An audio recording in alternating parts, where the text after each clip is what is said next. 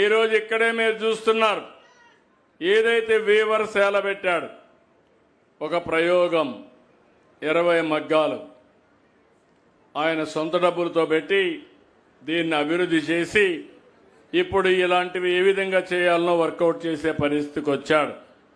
ఇంకో పక్కన ఇప్పటికే 3000 కుటుంబాలకి ప్రతిరోజు అతనే వచ్చి మీకు బట్టలు పెట్టి పట్టాలు మీకు అందించాడంటే అది పేదవాళ్ళ పట్ల, చేనేత పట్ల అతనికి ఉండే గౌరవం.